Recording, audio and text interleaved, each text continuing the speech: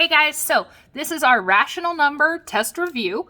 I'm going to go through each question, kind of talk you through it, and this way you can see each question even if you didn't have the question in class. Okay, so -3 is a whole number. True or false? Now, a whole number is our 0, 1, 2, 3. So a negative is not a whole number, so that is false.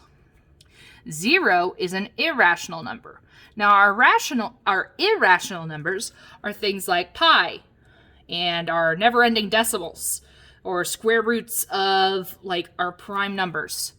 Anything that would be a never-ending decimal. So 0 is not irrational. It's actually rational. So this is also false. And -2.5 is an integer. So integers are our negative numbers like -1, -2, all that, plus our whole numbers. But they don't include our fractions and decimals. So -2.5 is not an integer. Without calculating, which expression has the least or lowest sum?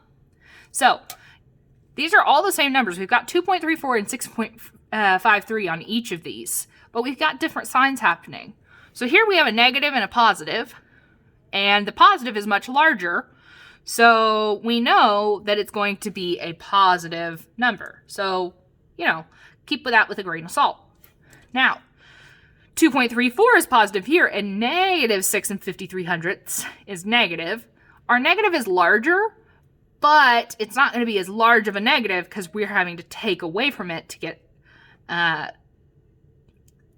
answer, because different signs subtract. All right, then we have a negative plus a negative. So, a negative, adding another negative, our answer is going to be negative, and our numbers are going to get larger. So, if we're thinking about this, even if you need to draw a little thing so you know, okay, start with a negative, rise, start with a negative, fall. Here I have a negative, and then I'm adding another negative. So I'm getting further and further away from 0, which means C is the only option. All right, which expression is positive? Again, this is just asking you about your signs. So we know same sign positive, different signs negative with our multiplication and division. So these are different signs, so it's a negative. These are same signs, so that one's a positive. And these are different signs, so it's a negative. So the only option is B. If you need to draw your tic-tac-toe, that is a great place to do that. Okay, 5/8 written as a decimal. This is where you divide. 5 divided by 8. 8 doesn't go into 5. So I add a decimal and a 0. 8 does go into 50 6 times. Subtract 48. I'm left with 2. Add a 0, bring it down.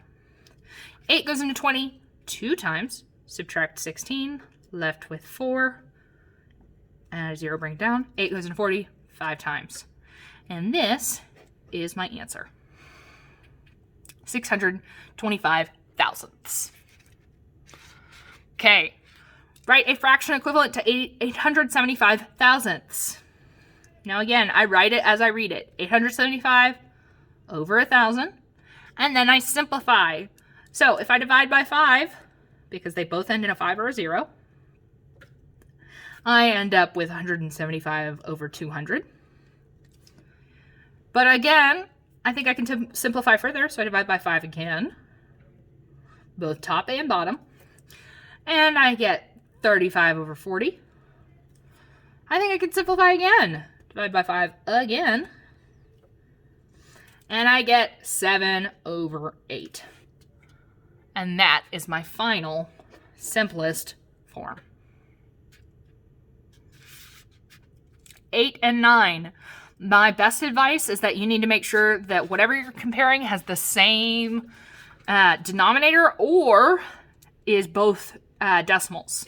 So here I'm going to change 4/7 to be a decimal. So 7 goes into 40 5 times. Subtract 35, left with 5, and a 0, 7. I only need to go out as many spaces as the other one. We've got 57 and 62 hundredths. And 62 hundredths is larger than 57 hundredths. Over here on number 9, we need a common denominator. So I'm going to multiply by 2. So now I've got 10 twelfths compared to 11 twelfths. And 11 twelfths is larger.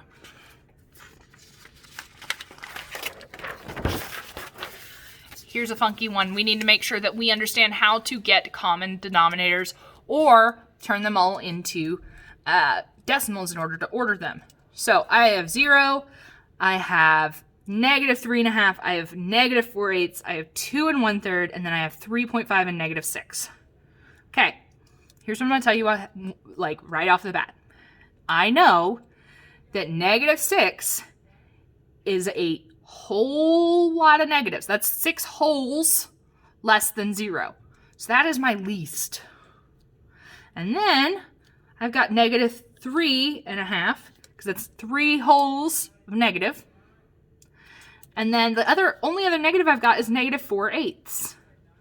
So -4/8, I could divide that to get a decimal, but I already know that's the next and only negative left. We've got 0 in the middle. Now we need to go up. So I've used 4/8, -3, -6, and 0. I now have 2 1/3 and 3 5/10. So here's the deal, guys. I didn't even have to do math. 2 1/3 is definitely smaller than 3 5/10 because it's less ones. All right? That's the best way to compare those, is to really just think about, okay, if I was looking at a number line, if I was looking here, and I've got my zeros here, and then I've got my negatives, I've got my positives, think about it like our temperatures. All right? All right. 4.8 divided by 1.2. Top in, bottom out. Move the decimal, move the decimal. 12 goes into 48 4 times. It is a negative because those are different signs. All right, -11.4 minus -6.2. Remember, we don't do subtraction, we add the opposite. So now they're different. 11.4 and 6.2. We're going to subtract 11.4 minus 6.2. 4 minus 2 is 2. Bring down the decimal. 11 minus 6 is 5. And so our answer has to be a negative, but it's -5.2. All right, we're looking at a 3-number problem, so we need to make sure that we take it step by step. We have a negative and a positive. We know our answer is going to be positive because the 6 is larger. So it's 6.12 minus 2.32. Make sure you line up those decimals. 2 minus 2 is 0. This needs to become a 5 and an 11. 11 minus 3 is 8. Bring down your decimal. 5 minus 2 is 3. So now you have 3.8 and -1.34. Subtract. This has to become 7. 10 minus 4 is 6. 7 minus 3 is 4. Decimal, 3 minus 1 is 2. So your answer, 2.46. We have 3 fractions being multiplied. Now, fractions we multiply straight across. So a negative times a negative, my answer is going to be positive. 3 times 4 is 12. 4 times 7 is 28. And then I multiply that by 1/2. 12 times 1 is 12.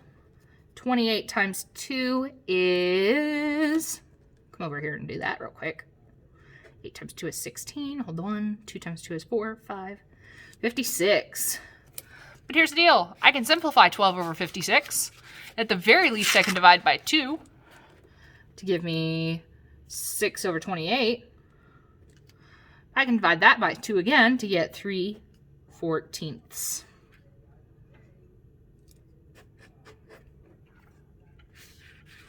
All right. -9 3/4 plus -3 1/8. Number 1, I need to change these into not mixed numbers. I need to change them from mixed numbers into improper fractions. So I'm a popcorn. 9 times 4 is 36. 37, 38, 39. So I've got -39 over 4 plus 3 times 8 is 24. Plus 1 is 25. Negative 25 over 8. But here's the deal. I can't do anything until I have common denominators. So I'm going to multiply by 2.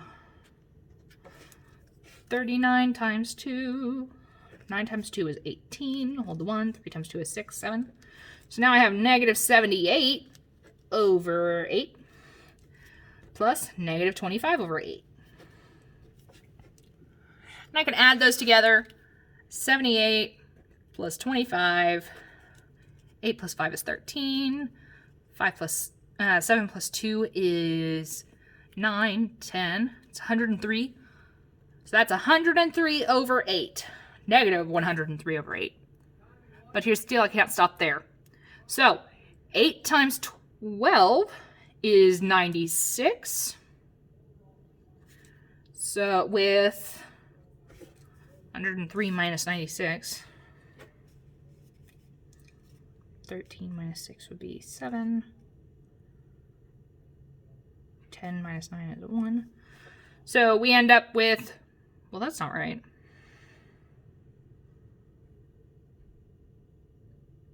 Oh. That becomes 9. Yeah. So we end up with an answer of negative 12 and 7/8.